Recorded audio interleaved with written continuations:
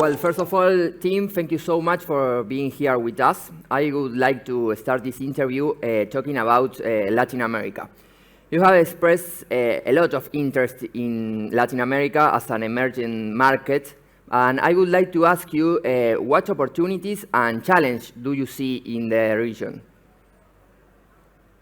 You know, something I've noticed is that the great leaders trust their people and set them free.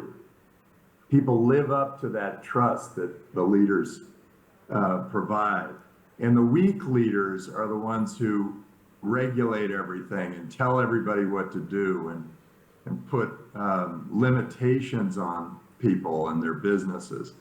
And it's really interesting to see what's happening in Latin America. Latin America is now a marketplace for governance. Uruguay is doing extraordinarily well because Lacalle is trusting his people and he's setting them free. El Salvador is doing an outstanding job because they are encouraging the growth of new technologies like Bitcoin.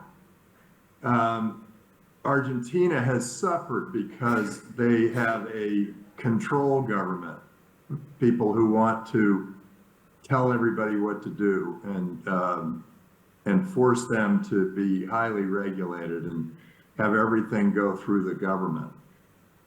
It's really fascinating to see this new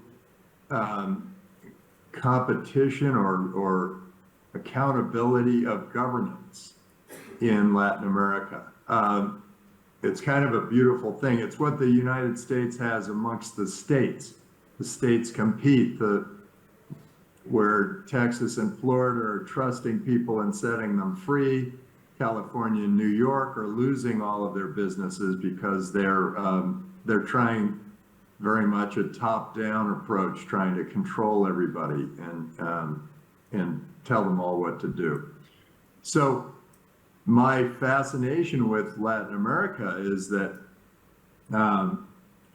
it helps me listen to Spanish.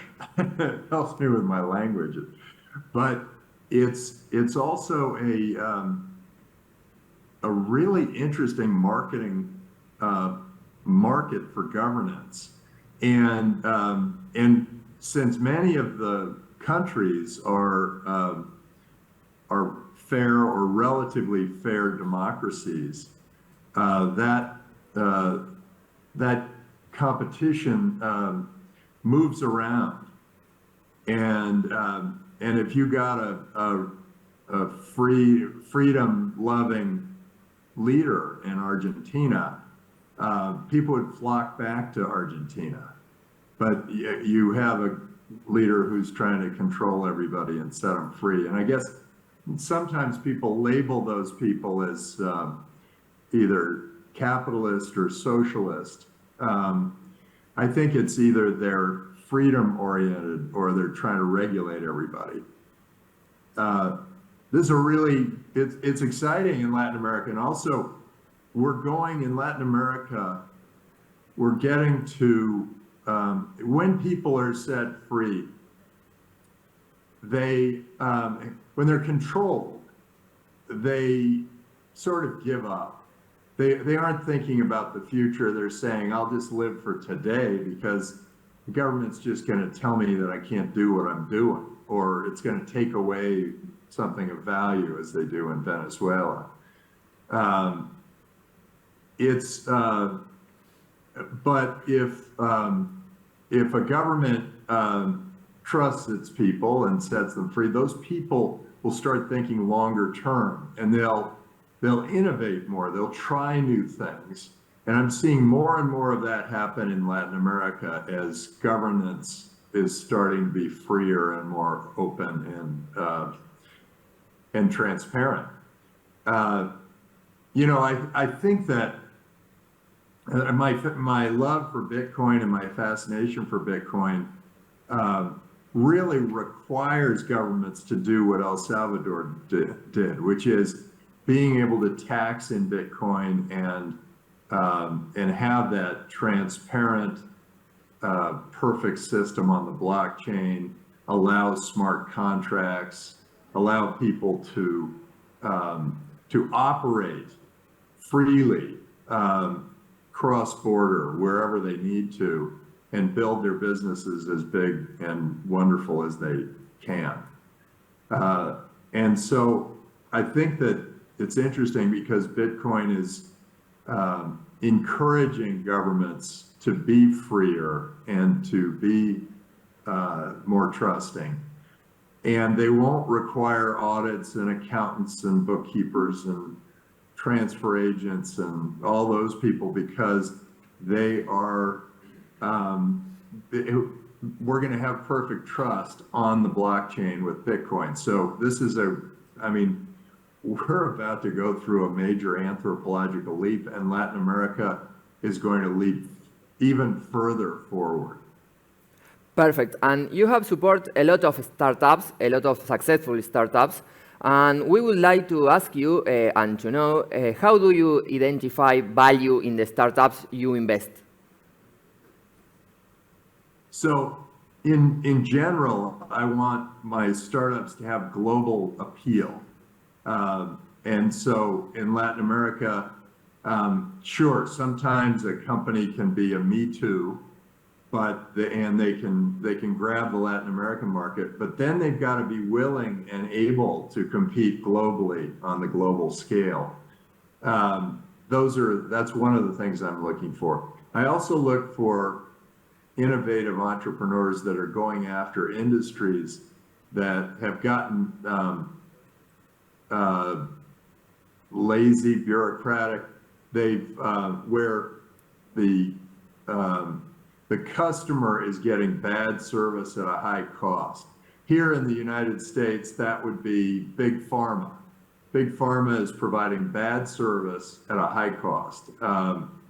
Banking, bad service at a high cost. Insurance, bad service at a high cost.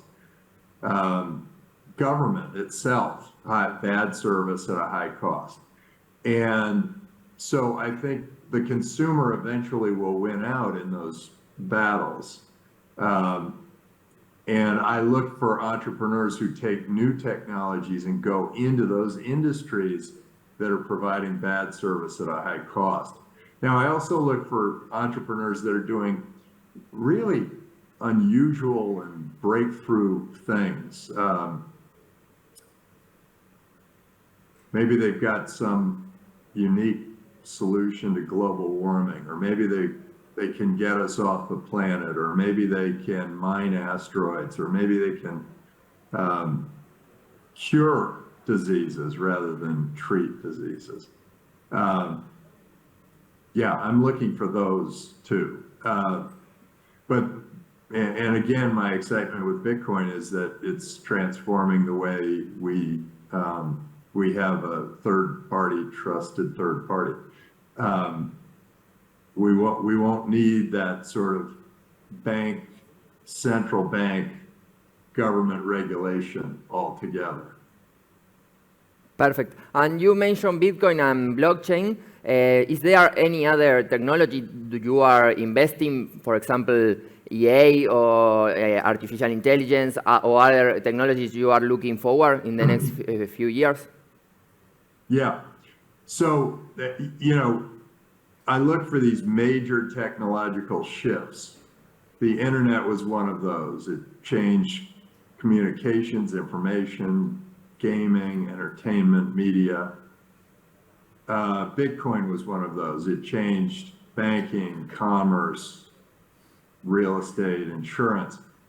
And AI is one of those. And AI has been around a long time. We've been funding AI companies for years and years, but ChatGPT has opened the Pandora's box of AI, and it's really exciting. And I think it's going to transform education. I think bureaucracy. You can't have a more fair system than one that's run by AI. So I think governance could be very fair and very efficient through AI. But I think it's going to change everybody's job because my career, venture capital, I'm expecting to use, I use AI already in many different ways, but I'm expecting to be able to evaluate entrepreneurs through AI, through the eyes of AI. Now, I won't let that make the decisions for me, but it will be a piece of all of my decisions. Find entrepreneurs through AI. I think that'll be very interesting and exciting. We're using data in many different ways. We have a lot of data over the 35 years I've been in the venture business, and that data could be incredibly valuable as we use it in a neural network or in an expert system. And I think the biggest effect will, the immediate effect of AI will be on education. I've got a friend who's a professor at Berkeley in astrophysics, and he described what was going on in the faculty lounges. And it's kind of this: 2 out of 10 people in the faculty lounge, 2 of them are saying, wow, our admissions office is doing a really good job. These essays are beautiful. And then 6 of them are saying, oh my God, we got to get rid of this ChatGPT thing. My whole curriculum is based on, on people having to sort of search and dig and whatever, and all of a sudden these people have perfect essays. And 2 of them are saying, how are we going to change education, and how exciting that we can change education in these new ways to accommodate AI. I kind of feel like it's like somebody invented the printing press and we don't have to keep copying the Bible over and over and over by hand with quills. This is a really exciting time for AI. We're all over it. Great. Well, Tim, we have time for one more question, and we would like to ask you, are there any projects or ideas you are working now and we would like to share with us today? Well, there are many. We have a lot of companies that are sort of working on in effect, version 2.0 of crypto. So whether it's bringing all the most important applications over to Bitcoin or that kind of thing. We're also looking at a lot of stem cell research and CRISPR research that could create cures for diseases like cancer and diabetes. And we're looking at companies that are capitalizing on space through transportation, satellite to satellite communications, new ways of finding water in space, new ways of moving vehicles, manufacturing in space, a lot of interesting things happening in space. And then transportation here on Earth, there are all sorts of interesting drones, electric flying cars. So we've really hit on a number of fields, and you blink and 15 years will go by and we'll be flying around in flying cars, and we'll be having mining asteroids, and we'll be curing major diseases, and we won't even think anything has happened.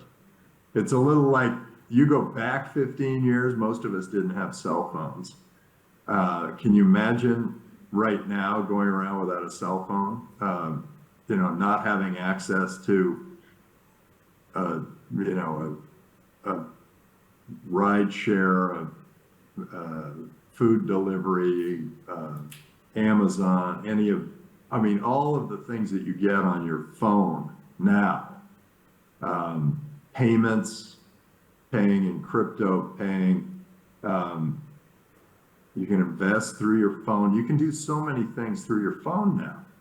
And 15 years ago, you didn't even have a phone. You go forward 15 years, we're going to see major transformations. I think we're going to have sort of things monitor us much more closely. So there will be more trust built into the system, and that will create more freedom for all of us to innovate and try new things. So go get them, Latin America. We're very excited about what could be happening down there. And if you're a leader in Latin America, just know the strongest leaders trust their people and set them free. And it's the weak leaders like Putin and President Xi who want to control everybody and tell them what to do.